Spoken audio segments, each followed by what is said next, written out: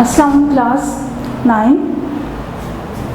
आज हम अपना टॉपिक स्टार्ट करें चैप्टर नंबर 1 का ब्रांचेस ऑफ बायोलॉजी।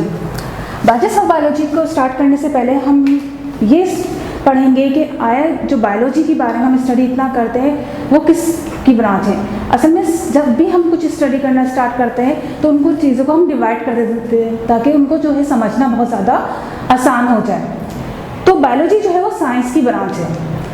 अब साइंस सबसे पहले हम यही देख लेते हैं कि साइंस क्या है।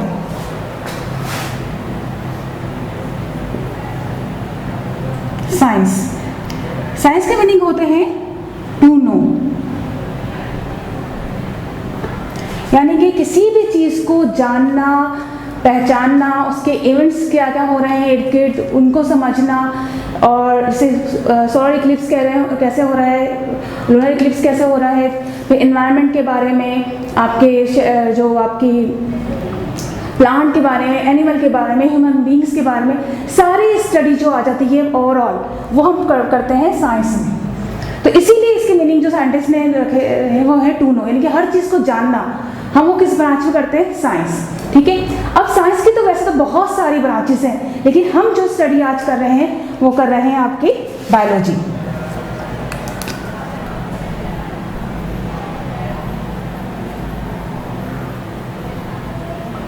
बायोलॉजी। अच्छा, अब इसमें बायोलॉजी में भी देखें कि बायो के मीनिंग्स होते हैं, बायो मीन्स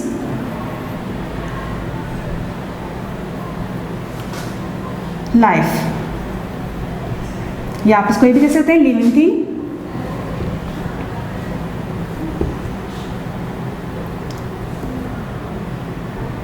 ठीक। अच्छा, अब लॉगी मीन्स होते हैं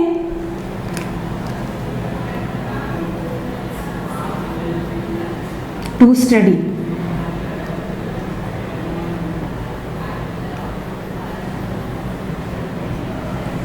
यानी कि बायो मीन्स लाइफ और लिविंग थिंग और logy means to study. It's mean इसके जो मीनिंग आपका पूरा बनेगा वो क्या बनेगा?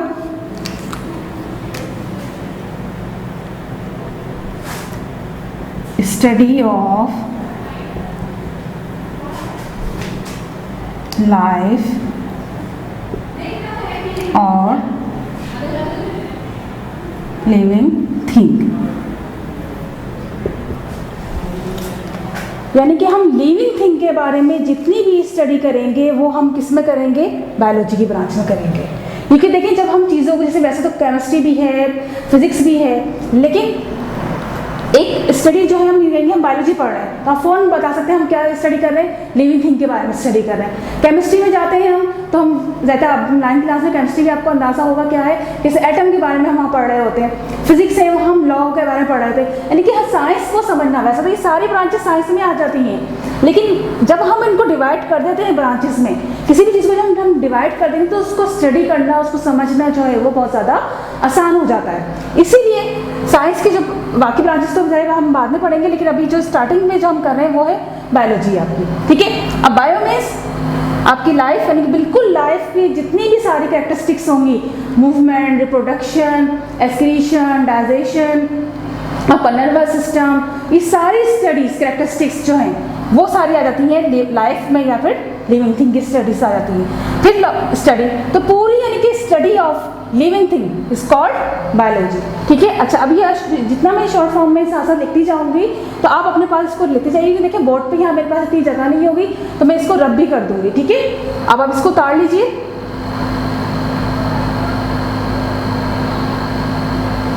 ठीक। अच्छा, अब ये तो आपने समझ लिया। अब मैं इसको रब कर रही हूँ।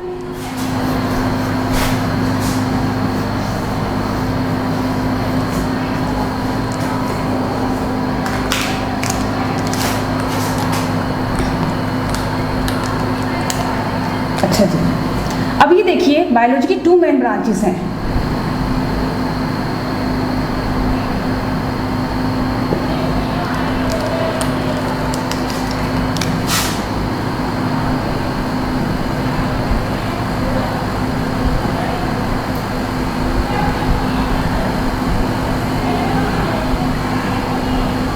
zoology and botany.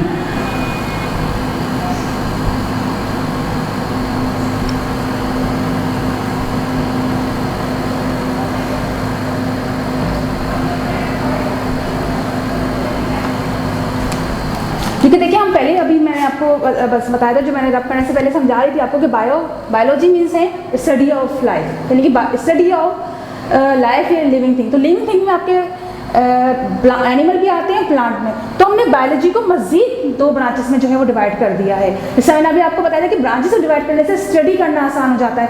तो अब जो हमारे अब कहलाएगा ये कि ज़ूलॉजी यानी कि स्टडी ऑफ एनिमल।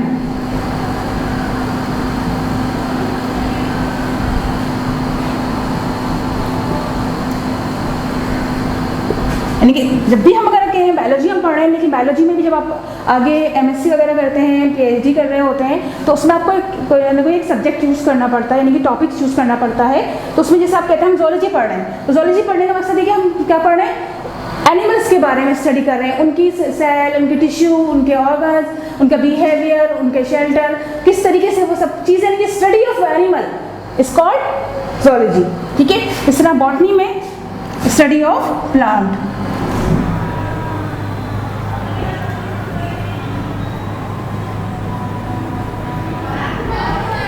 ठीक है। प्लांट भी सारे लिविंग थिंग है, आपको पता है।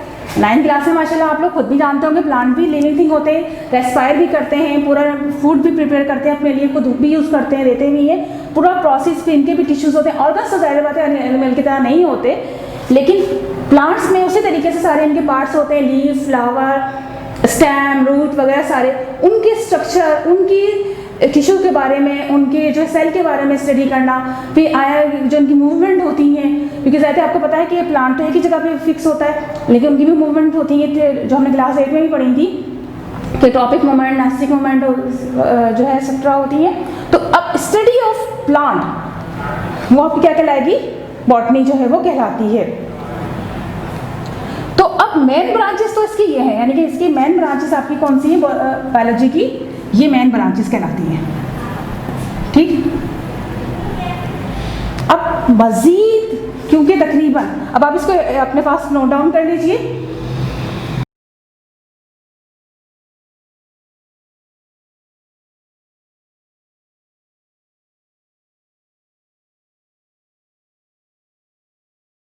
अच्छा, अब बायोलॉजी की मजीद ब्रांचेस हैं जो वो हम पढ़ते हैं।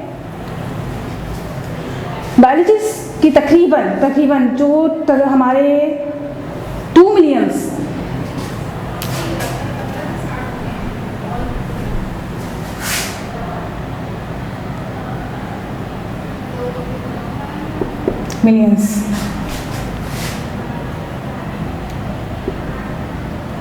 स्पीशीज कहते हैं टाइप को, एनिमल्स की टाइप्स, प्लांट की टाइप। तो तकरीबन 2 मिलियन स्पीशीज़ हैं वर्ल्ड में तकरीबन, जो एक अंदाज़न जो साइंटिस्ट ने लगाया है वो तकरीबन 2 मिलियन जो हैं। तो उनको स्टडी करने के लिए बायोलॉजी की सिर्फ ये 2 ब्रांचेस काफ़ी नहीं थी। तो साइंटिस्ट ने मज़ीद जब डिस्कवरीज की हैं, रिसर्च किए, तो उनकी मज़ीद ब्रांचेस जो है वो सामने आती गई हैं, जिसमें सबसे पहले जो ब्रांच हम स्टडी करेंगे वो आपकी है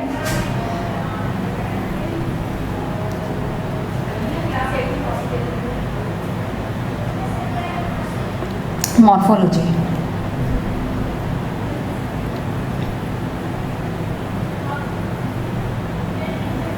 ठीक।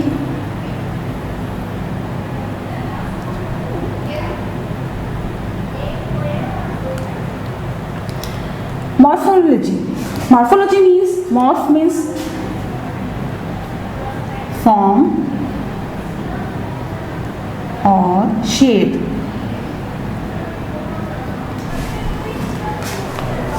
इसको समझ लें, कोई भी चीज़ जब हम देखते हैं उसकी अपीयरेंस है वो हमें सबसे पहले नजर आती है। फॉर एग्जांपल कोई भी फ्लावर आपके सामने होता है, अब इस वक्त मुझे कोई फ्लावर मिला नहीं, वरना मैं आपको फ्लावर से समझा देती कि फॉर एग्जांपल जैसे मेरे हाथ में ही मार्कर है, अगर मैं इसको देखूँगी सबसे पहले आपको सिर्फ इसका कलर आएगा कि ये वाइट और ब्लू है, तो ये इसकी एक्सटर्नल कैरेक्टरिस्टिक कहलाएगी।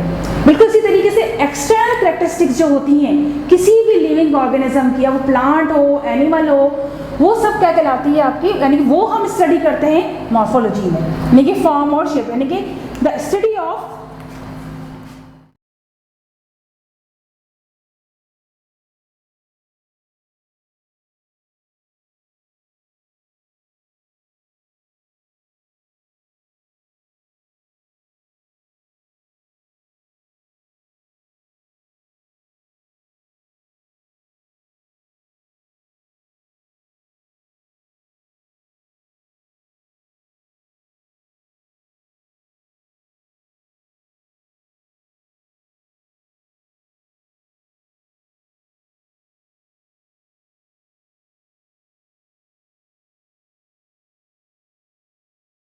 लिविंग ऑर्गेनिज्म, यानी कि अब इसमें प्लांट भी आ गए, एनिमल भी आ गए। जो एक्सटर्नल कैरेक्टरिस्टिक्स है, फॉर एग्जांपल अगर मैं आपको फ्लावर दूँ, फ्लावर में कितनी पेटल्स हैं, जैसे हम फ्लावर का स्ट्रक्चर बनाते हैं कि इस तरीके से,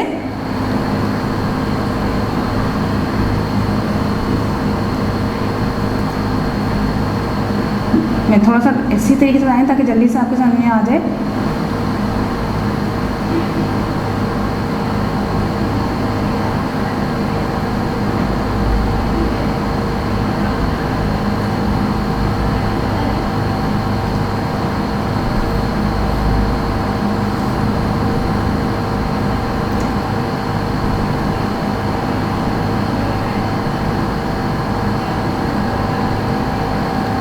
फ्लावर का जो स्ट्रक्चर होता है, अब देखिए हम ये पढ़ रहे होते हैं, ये पेटल्स है, फिर ये स्टेमन्स हैं, ये ओवरी है, स्टिग्मा, तो ये एक्सटर्नल जो चीज़ कहलाएगी ये मॉर्फोलॉजी कहलाती है किसी भी लिविंग ऑर्गेनिज्म की।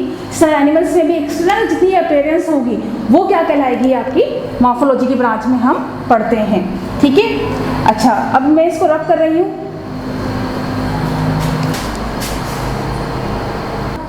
ठीक है, आज हम अब जो स्टार्ट करें, हम सेकंड हेडिंग से स्टार्ट कर रहे हैं। सेकंड हेडिंग हमारी है एनाटॉमी।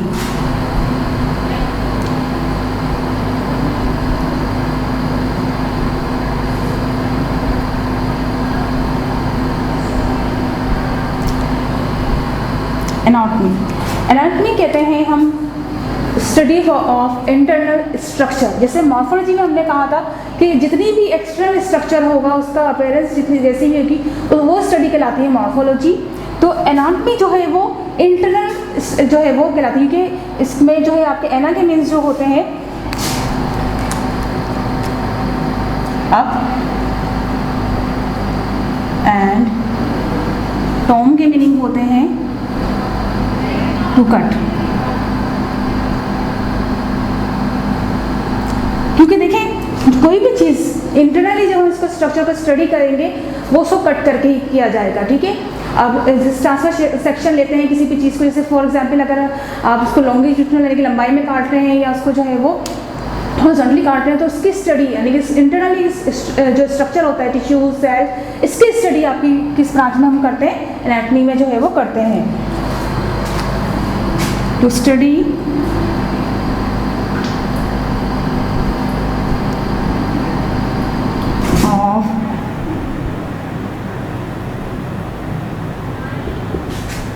structure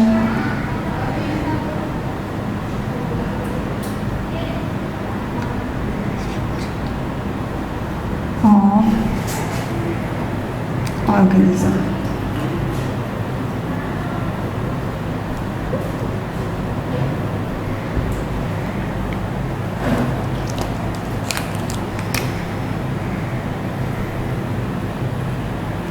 ठीक, यानी कि एनाटॉमी क्या है, to study of internal structure of organism, यानी किसी भी ऑर्गेनिज्म का इंटरनल जो स्ट्रक्चर होता है उसके टिश्यूज़ का के बारे में स्टडी करना, स्टेम में कौन से टिश्यूज़ हैं, रूट में कौन से टिश्यूज़ हैं, प्लांट में। तो इसी तरीके से एनिमल्स में किस टिश्यूज़, यानी आपको पता है सेल मिलकर जो टिश्यूज़ बनाते हैं, ग्रुप सिमिलर सेल्स मिलकर टिश्यूज़ बनाते हैं, टिश्यूज़ से फिर ऑर्गन, देन ऑर्गेनिज्म, पूरी जो है वो ऑर्गन सिस्टम है, ऑर्गेनिज्म जो है वो फॉर्म होती है। तो वो सारी स्टडी हम किस में करते हैं, एनाटॉमी में जो है वो करते हैं। अच्छा जी, थर्ड आपकी ब्रांच आ जाती है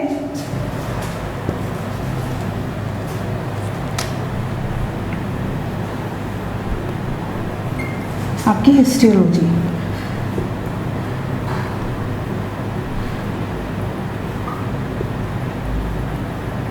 ठीक,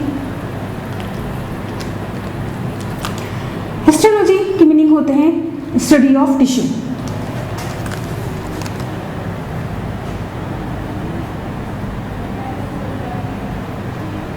तो स्टडी ऑफ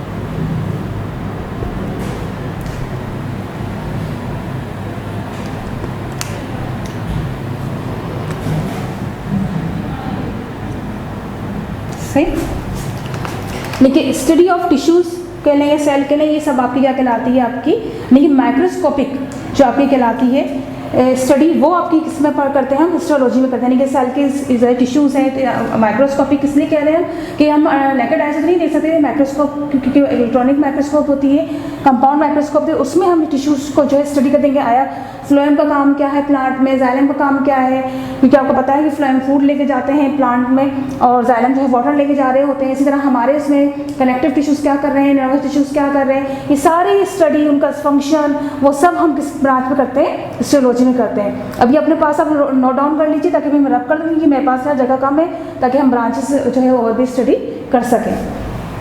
आप लिख लीजिए इसको अपने पास।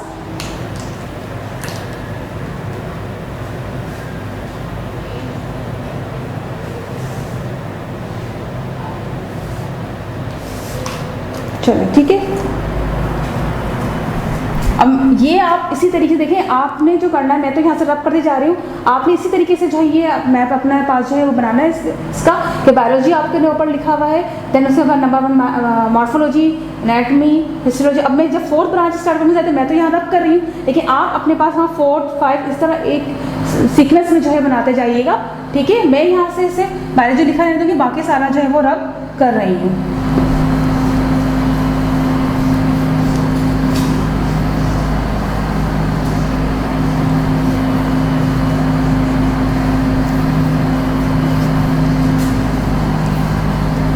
चलिए, अब हमारी आ जाती है 4th ब्रांच।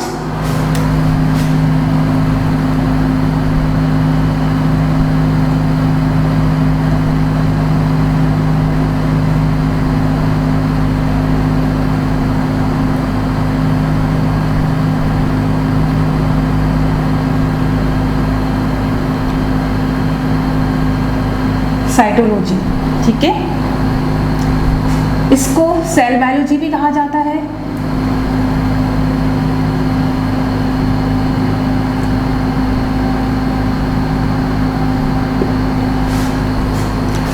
साइटोलॉजी नाम से ही आपको अंदाजा होगा, साइटोलॉजी यानी कि, और फिर दूसरा इसका जो सेकंड नेम है बायोलॉजी, तो इट्स मीन कि स्टडी ऑफ सेल, उसका फंक्शन, उसकी कंपोजिशन, पूरे जो सब स्टडी करते हैं वो हम किस में करते हैं, आपकी साइटोलॉजी में कर रहे होते हैं।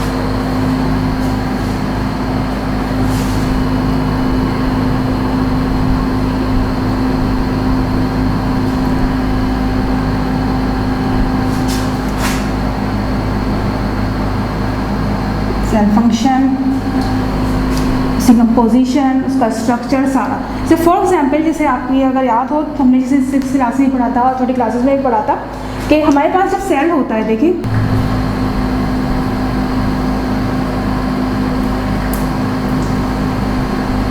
अच्छा, अब इसमें ये न्यूक्लियस आपका आ गया। ठीक है, फिर सेल मेम्ब्रेन,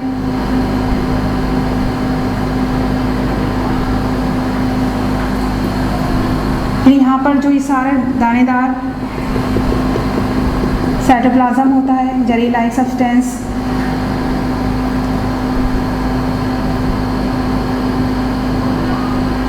फिर उसके अलावा काफ़ी सारी चीज़ें होती हैं इसमें, पूरा स्ट्रक्चर हम पढ़ते हैं कि माइटोकॉन्ड्रिया भी होते हैं इस तरीके से, आपके shoe like shape, power of energy भी कहा जाता है, फिर वैक्यूल होते हैं छोटे बड़े, फूड वैक्यूल होते हैं, ये सारे स्ट्रक्चर आपका, यानी इसके बारे में स्टडी करना कि आया सेल के सेल सारे एक शेप में नहीं होते, कुछ लंबे भी होते हैं, कुछ थिन भी होते हैं, कुछ थिक भी होते हैं। ये सारी स्टडी जो कहलाती है वो आपके किस में हम करते हैं, साइटोलॉजी में करते हैं। स्ट्रक्चर, उसका फंक्शन, उसकी कंपोजिशन, ये सब चीज़ें जो है हम कहाँ स्टडी करते हैं, साइटोलॉजी या फिर हम सेल बायोलॉजी में जो है वो स्टडी कर रहे होते हैं। नेक्स्ट हमारी ब्रांच है, ये उसको नोट डाउन करते जाइएगा साथ साथ। ठीक है, 5th हमारी ब्रांच है आपकी फिजियोलॉजी।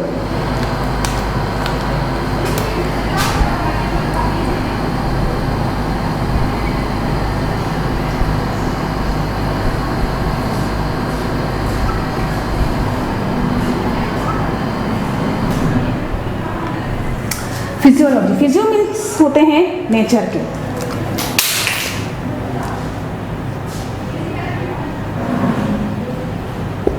अब किसकी नेचर की बात हो रही है, ऑर्गन्स की नेचर। ठीक है, फिजियोलॉजी में हम पढ़ते हैं कि जो जितने भी ऑर्गन्स हैं लिविंग ऑर्गेनिज्म में, कि study of function of organs, इसकी मीनिंग हम इसको इस तरह समझ लेंगे, study of, to study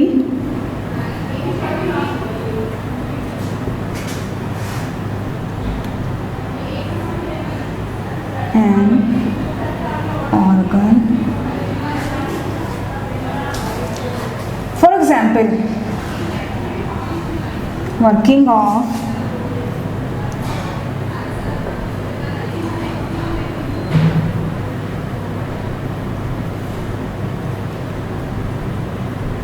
heart, kidney, etc. ठीक। अब देखें फॉर एग्जाम्पल जैसे डाइजेस्टिव सिस्टम है, उसमें जितने भी ऑर्गन्स में शामिल हैं पूरा, क्योंकि देखिए सिर्फ एक ऑर्गन मिलकर सिस्टम नहीं बना रहा होता, सिर्फ पूरा इसे आप सर्कुलेटरी सिस्टम में से फॉर एग्जांपल मैं इसी को ले लेते हैं, चले हार्ट के बारे में ही, कि सिर्फ एक हार्ट तो ऑर्गन है ही, देखिए हार्ट पूरे सर्कुलेटरी सिस्टम का मेन ऑर्गन है, ये वो ब्लड को पंप कर रहा होता है। इसी तरीके से एक्सक्रीशन ले लें तो उसमें किडनी जो है मेन ऑर्गन होते हैं। इसी तरह डाइजेस्टम है, इससे हर ऑर्गन का क्या फंक्शन है एक लिविंग ऑर्गेनिज्म में, या क्योंकि ऑर्गेनिज्म हम कह रहे होते हैं पूरी बॉडी को, तो उसमें किसी भी जो है वो ऑर्गन का क्या फंक्शन है वो हम किस ब्रांच में करते हैं, फिजियोलॉजी। इसी तरह आपने देखा होगा सिर्फ फिजिशियन कहलाता है, जनरल फिजिशियन, लेकिन वो हर किस्म की जो डिजीज होती हैं, हर किस्म के ऑर्गन है उस बारे में, वैसे तो डॉक्टर सारे होते हैं, स्पेशलिस्ट भी होते हैं, लेकिन जो हम सिर्फ फिजिशियन कह रहे होते हैं वो समय इसी वजह से कि वो हर ऑर्गन के बारे में स्टडी की हुई होती है और हर चीज़ के बारे में जानते हैं और हर चीज़ का जो है वो कंसल्ट जो है वो ईजिली कर सकते हैं। तो हम फिजियोलॉजी में जो है वो, एक मैं एग्जाम्पल आपको दे रही थी, लेकिन फिजियोलॉजी आपकी बायोलॉजी की वो ब्रांच है जिसमें हम किसी भी ऑर्गन के नेचर को स्टडी करते हैं कि उसका वर्किंग कैसी है, आया वो किस सिस्टम में किस तरह से काम कर रहा है, उसका स्ट्रक्चर कैसा है, किस तरह का जो है वो काम कर रहा होता है, उस ऑर्गन के बारे में स्टडी करना, या ऑर्गन्स की स्टडी जो कहलाती है उसके नेचर के बारे में स्टडी हम किस ब्रांच में करते हैं, आपकी फिजियोलॉजी में जो है करते हैं। यहाँ आपकी 5 ब्रांचेस जो है वो कंप्लीट हो गई हैं, ठीक है, इसको नोट डाउन कर लीजिए।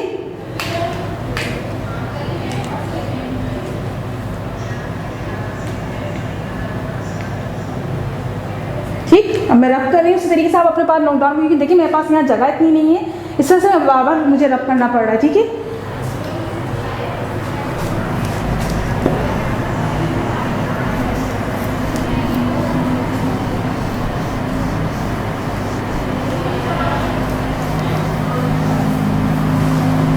अच्छा, अब आपकी 6 ब्रांच हमारे पास है,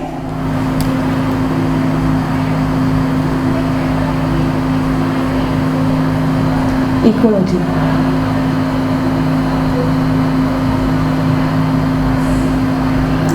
अच्छा, इको के मीन्स होते हैं हाउस होल्ड या होम, ठीक है।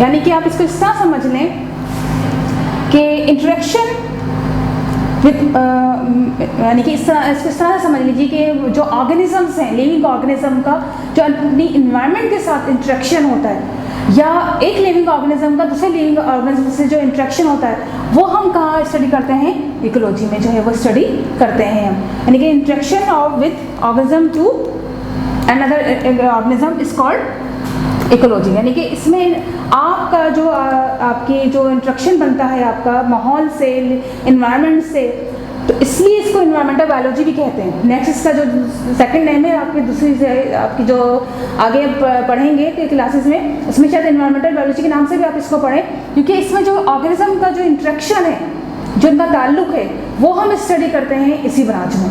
कि मतलब इस तरह से उसको समझ लेंगे एग्जाम्पल कि अगर हम ट्री लगाते हैं, दरख्त लगाते हैं, तो अगर हम दरख्त लगा रहे हैं तो उसका इफेक्ट हम पर क्या पड़ रहा है, कि आया हमें ऑक्सीजन ज़्यादा मिल रही है, कार्बन डाइऑक्साइड कम हो रही है, फिर ग्रीनरी ज़्यादा हो रही है, फिर या एनिमल्स कम हो रहे हैं या ज़्यादा हो रहे हैं तादाद में, या और कोई माहौल की आलूदगी बढ़ रही है। इस सब जो इंटरेक्शन है वो हम किस ब्रांच में पढ़ते हैं, अपनी इकोलॉजी की ब्रांच में जो है वो पढ़ते हैं, ठीक है। यहाँ आपकी जो है वो 6 ब्रांचेस खत्म हो गई हैं। तो क्लास 9 हमने 6 ब्रांचेस बायोलॉजी की स्टडी कर ली थी, अब हम 7th ब्रांच से स्टार्ट कर रहे हैं दोबारा से। हमारी बायोलॉजी की जो आपकी 7th ब्रांच है, ब्रांच नंबर 7,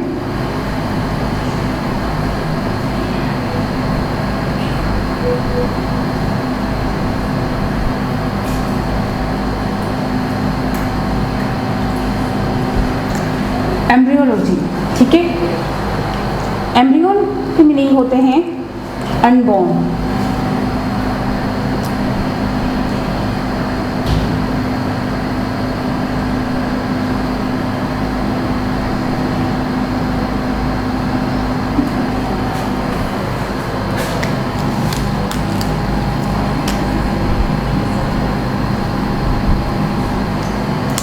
यानी कि एम्ब्रियोलॉजी में हम स्टडी करते हैं अनबॉर्न, यानी कि एग से लेकर जितनी डेवलपमेंट जो चेंजेस आती हैं और एक ऑर्गेनिज्म बनने तक, या एक फर्टिलाइज्ड एग से लेकर, क्या अगर आपको याद हो हमने 8 में ही पढ़ा था, दूसरी क्लासेस में पढ़ा था कि जिसमें हमने स्टडी किया था कि इस मेल एंड फीमेल गैमेट आपस में कंबाइन होते हैं।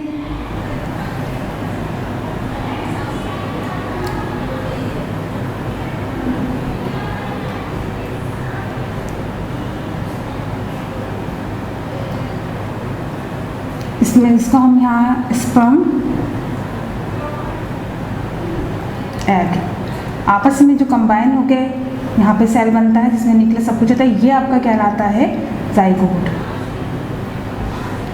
या इसको हम फर्टिलाइज्ड एग भी कहते हैं। तो इस फर्टिलाइज्ड एग से लेकर जितनी डेवलपमेंट चेंजेस आती हैं एक ऑर्गेनिज्म बनने में, वो सारी हम स्टडी करते हैं किसमें, एम्ब्रियोलॉजी में। इसीलिए इसके मीनिंग यानी कि एम्ब्रियन यानी कि अनबॉर्न, यानी कि study of developmental changes from fertilised egg to an organism, ये सारी हम स्टडी किसमें करते हैं, आपकी एम्ब्रियोलॉजी में जो है वो स्टडी करते हैं।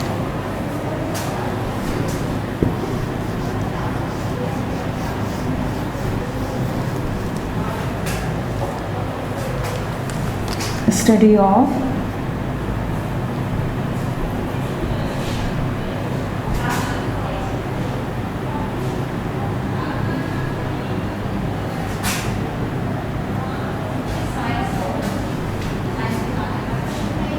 changes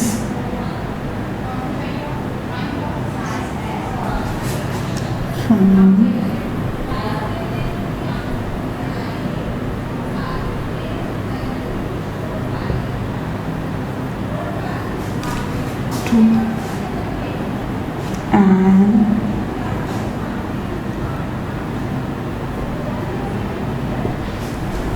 ये study of developmental changes from fertilised egg to an organism, यानी कि बहुत सारी स्टेजेस को स्टडी करना कि एक एग से लेकर पूरा जो ऑर्गेनिज्म बन रहा है, ये पूरी एक बॉडी जो बन रही है, एक एडल्ट जो फॉर्म हो रहा है, तो वो उसमें जो चेंजेस आ रही हैं वो सारी हम इसे लाइफ साइकिल भी जिसे कहते हैं, हम लाइफ साइकिल इस तरह से भी होती है जिससे सिंपल एग से then pupa larva then animal जो फॉर्म होता है, लेकिन उसके अलावा भी पूरे एडल्ट बनने देने के जब बेबी जो है वो बॉर्न होता है उसके बाद जितनी स्टेजेस आ रही होती हैं सब कुछ पूरा जो है वो इस जो है ब्रांच में हम स्टडी करते हैं। सारी स्टडीज़ यानी एक एम्ब्रियो नाम से आपको आ रहा है अनबॉर्न, यानी कि अभी जो जाइगोट बना है लेकिन बॉर्न नहीं है, एडल्ट नहीं है, वो ऑर्गेनिज्म नहीं है, जस्ट क्या है वो फर्टिलाइज्ड एग है। उसमें जो चेंजेस आएंगी पूरा फर्टिलाइज एग में क्या में भी चेंज आएंगे, देन उसमें भी डिफरेंट टाइप की फर्टिलाइजेशन होती है, डिफरेंट टाइप की रिप्रोडक्शन होती है, प्लांट में अलग होती है, एनिमल में अलग होती है, और एनिमल भी वो तो सारी बहुत डिटेल हम आगे बायोलॉजी में ही पढ़ेंगे कि जो काफ़ी सारी रिप्रोडक्शन डिफरेंट टाइप की होती हैं, सेक्चुअल पे सेक्चुअल वगैरह। लेकिन इस वक्त जो हम स्टडी करें ब्रांच, तो इसमें सारे जो एक फर्टिलाइज एग से लेकर ऑर्गेनिज्म बनने तक जो सारी स्टडीज़ हैं, सारे चेंजेस हैं, वो हम इस ब्रांच में जो है स्टडी करते हैं। ये आपकी 7 ब्रांच है एम्ब्रियोलॉजी जो है कंप्लीट हो गई है। हमारी 8 जो आपकी ब्रांच आती है वो है टैक्सोनॉमी।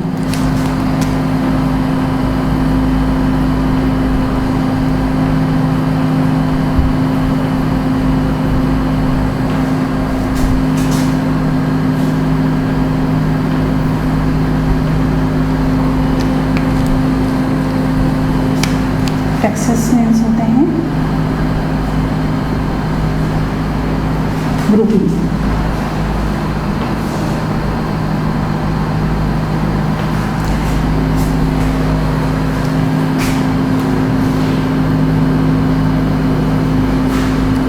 History of classification.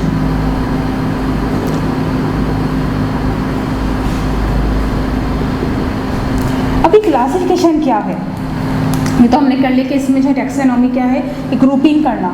अब ग्रुपिंग कैसे की जाती है, इस तरह से हम स्कूल में कर रहे होते हैं कि क्लास 1 है तो उसमें सारे सेम एज के बच्चे होंगे, सेम मेंटेलिटी के जो है वो उसमें स्टूडेंट्स होंगे, फिर 2 में फिर 3rd में सही ग्रुपिंग हो गई, ये ग्रुप कहलाते हैं। ठीक है, अब अच्छा एनिमल्स में जो हम जब ग्रुपिंग कर रहे होते हैं तो या उनको ये कहना है क्लासिफिकेशन। अभी हमने अगर दो के जब लेक्चर स्टार्ट करें स्पीशीज़ का लफ्ज़ इस्तेमाल किया था हमने कि तकरीबन ये एक अंदाज़ा है, एक्यूरेट तो नहीं है सारी बातें, कि 2 मिलियंस के करीब जो है तकरीबन हमारे पास स्पीशीज़ है। स्पीशीज़ मतलब टाइप्स है कि एनिमल की भी प्लांट की भी, तो उनकी ग्रुपिंग कर दी गई है कि उनकी सिमिलरिटीज़ के लिहाज से और डिसिमिलरिटीज़ के लिहाज से। कि कुछ कैरेक्टरिस्टिक्स देखी गई कि अपेरेंट यानी मॉर्फोलॉजी देखी गई, देन मॉर्फोलॉजी से फिर ग्रुपिंग बनाई गई, फिर उनके एनाटॉमी की सिर्फ मॉर्फोलॉजी की बुनियाद पे ग्रुपिंग कर देना नहीं कि अपेरेंटली वो कैसे दिख रहे हैं, हाइट है उनकी या उनकी कलर है उसके लिहाज से अलग कर देना।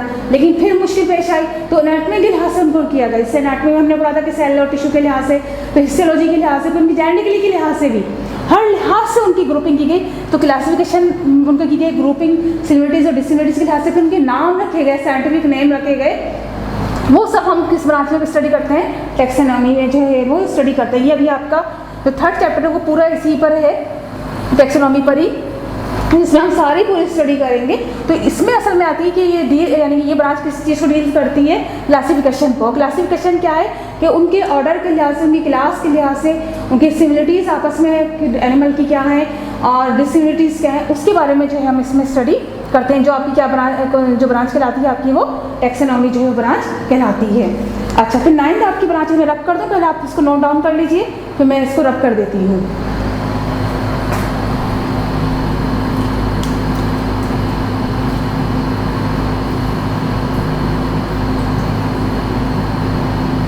आई होप आप लोगों ने नोट डाउन कर लिया होगा, मैं रब कर रही हूँ।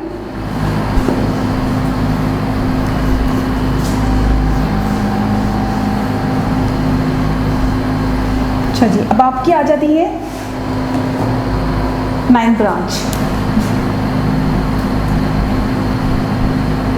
कहलाती है आपकी जेनेटिक्स।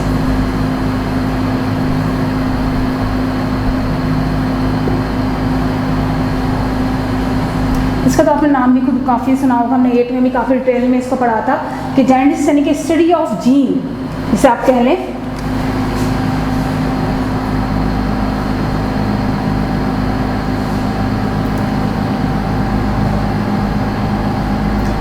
यानी कि इस जेनेटिक्स में हम क्या करते हैं, जीन को स्टडी करते हैं, इनहेरिटेंस को स्टडी करते हैं कि वो कैरेक्टरिस्टिक जीन असल में क्या है। ये डीएनए का सेगमेंट होता है। डीएनए जो आपका मॉडल हमने पढ़ा था डबल हेलिक्स कहलाता है। ये जो है क्रोमोसोम्स, अगर हम स्टार्टिंग से लेंगे, क्रोमोसोम आपका जो है वो न्यूक्लियस के अंदर जो थ्रेड लाइक स्ट्रक्चर होते हैं, जब सेल डिवीजन होती है तो ये भी साथ में जो है डिवाइड होते हैं और इनके ऊपर ये छोटे छोटे बिट्स जो है वो जीन के मौजूद होते हैं। कि जो आपका ये आप हेलिक्स इस तरीके से, इसको मैं डबल कर दूं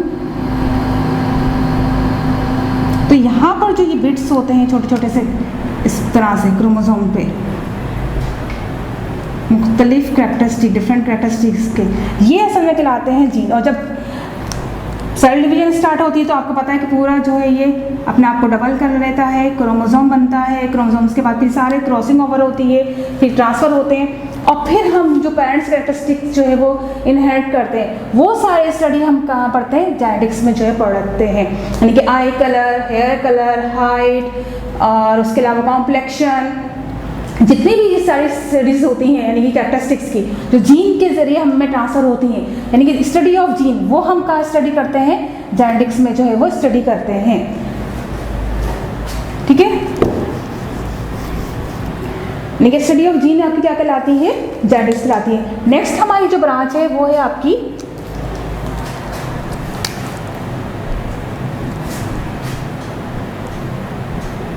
नंबर 10,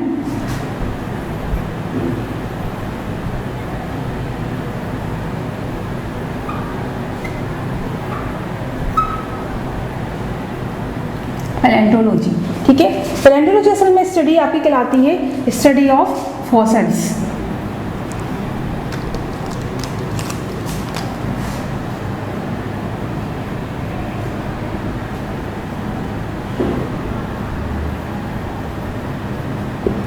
अच्छा, अभी फॉसिल्स क्या चीज़ है? फॉसिल्स असल में कहते हैं डेड रिमेन्स को।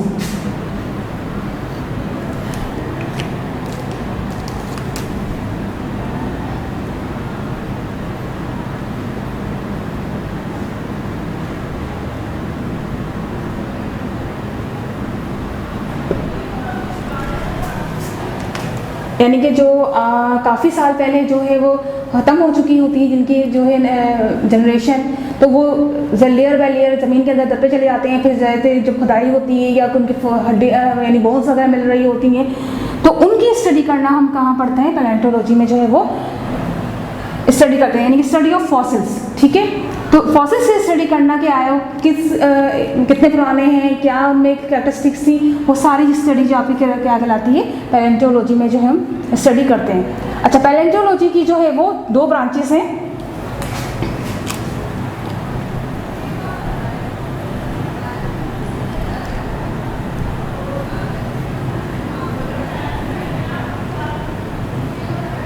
पैलेबॉटनी और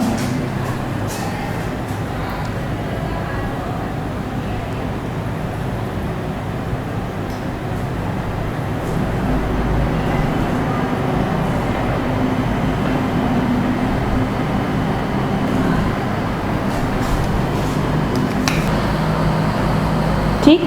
अच्छा, अब इसकी जो है स्टडी ऑफ, मैं थोड़ा सा ऊपर आई थिंक लिख दूँ आपको यहाँ पर, स्टडी ऑफ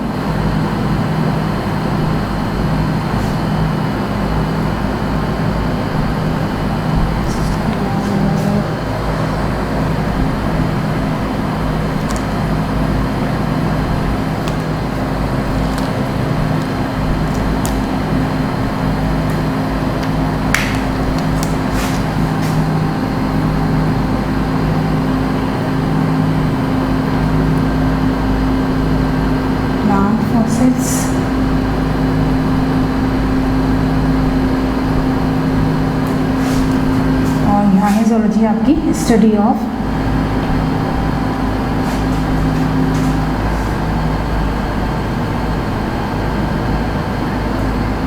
एनिमल फॉसिल्स।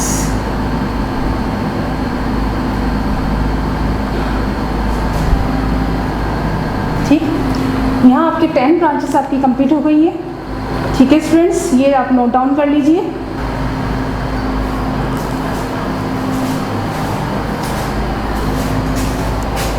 अच्छा, क्लास 9 हमने 10 ब्रांचेस स्टडी कर रही थी, जो इसकी बायोलॉजी की आपकी बेसिक ब्रांचेस कहलाती हैं, जिनमें हमने मॉर्फोलॉजी, एनाटमी, हिस्टोलॉजी, साइटोलॉजी और physiology, genetics, ecology, embryology, taxonomy और ये पैलेंटोलॉजी, ये सारी इसकी बेसिक ब्रांचेस कहलाती हैं। अब जो हम स्टडी कर रहे हैं, जो आपकी 11th ब्रांच कहलाती है, ये असल में अदर ब्रांचेस में आ जाती है कि मज़ीद जो ब्रांचेस में डिवाइड की, जो हमने पढ़ी थी अभी 10 ब्रांचेस, वो बेसिक 2 मेन ब्रांचेस आपकी वही हैं। बायोलॉजी की जो मेन ब्रांचेस आपकी ज़ूलॉजी एंड बॉटनी। ठीक है, उसके बाद जो मज़ीद ब्रांचेस की ज़रूरत पेश आई वही उसको स्टडी करने के लिए स्पीशीज़ को, तो मज़ीद जो डेवलपमेंट हो आगे हुई बायोलॉजी में, तो ये मज़ीद 3 ब्रांचेस जो है वो सामने आई थी, जो आपकी नंबर 11 जिसको मज़ीद नाम आगे दिया गया कि बायोकेमिस्ट्री, यानी कि अब दूसरी ब्रांच मिलती है। यानी कि जिस तरह मैंने अभी आपको बताया था कि केमिस्ट्री में हम स्टडी करते हैं एटम, और एटम की सारी जो कैरेक्टरिस्टिक्स आती हैं, मॉलिक्यूल हैं, ये सारे जो लॉ हैं, और फिजिक्स में स्टडी करते हैं हम मेजरमेंट्स और लॉ वगैरह। ठीक है, तो मज़ीद उसी में जो डेवलपमेंट हुई है आगे इन ब्रांचेस में, तो ये 3 ब्रांचेस जो है वो फिर डेवलप हुई थी या बनी थी। तो आपकी इसमें आती है बायोकेमिस्ट्री, फिर आती है आपकी माइक्रोबायोलॉजी, और थर्ड आती है आपकी बायोटेक्नोलॉजी, जिसको मज़ीद हमने 11, 12 और 13 का नाम जो दिया है यही बायोलॉजी ब्रांचेस, लेकिन हम इसमें दूसरी नई ब्रांचेस से मर्ज होकर जो ये बायोलॉजी की ब्रांच जो है बनी है। यानी कि बायोकेमिस्ट्री यानी कि स्टडी ऑफ केमिकल, यानी कि स्टडी ऑफ केमिकल कह लें कि बायो यानी केमिस्ट्री का क्या एक्सपेक्ट यानी कि क्या इफेक्ट है जो लिविंग ऑर्गेनिज्म पे जो है वो पड़ता है, ये हम इस ब्रांच में जो है स्टडी करते हैं। जैसे फॉर एग्जांपल कि जब हम कोई भी हमारी जो बॉडी है उसमें बायोकेमिकल भी मौजूद हैं, जैसे आपके जितने भी बॉडी है उसमें कैल्शियम भी है, फॉस्फोरस भी है, आयरन भी है, सब है। तो ये सारी स्टडी की अब उन केमिकल्स का, उन एलिमेंट्स का हमारी बॉडी में क्या इफेक्ट हो रहा है, लिविंग ऑर्गेनिज्म पे क्या इफेक्ट हो रहा है, ये सब स्टडी हम किसमें करते हैं, आपकी बायोकेमिस्ट्री में। अब है microbiology. Microbiology study of microscopic animal, जैसे आपके बैक्टीरिया,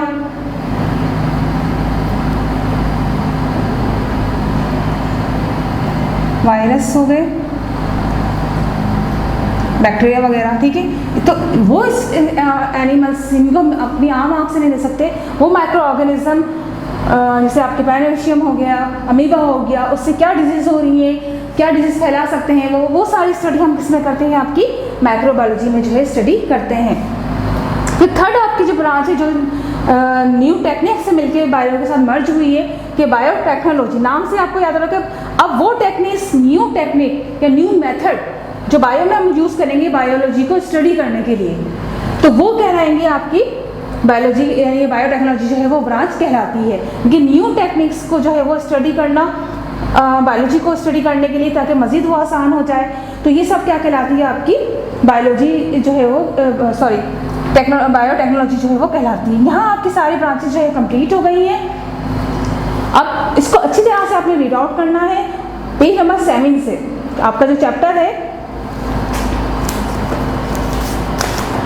पहला आपका जो चैप्टर स्टार्ट हो रहा है ये इंट्रोडक्शन टू बायोलॉजी, और इसका पेज नंबर 7 पे ब्रांचेस आपको मिलेंगी जो मैंने अभी आपको समझाई हैं शॉर्ट फॉर्म में। तो मैंने आपको सारी यहाँ पे लिख कर आपको समझा दी हैं, तो अब आपको इसको जो है बहुत अच्छी तरह से जो है वो इसको डिस्कस कीजिएगा और याद कीजिएगा अच्छी तरीके से। यहाँ आपकी जो है ब्रांचेस कंप्लीट हो गई हैं।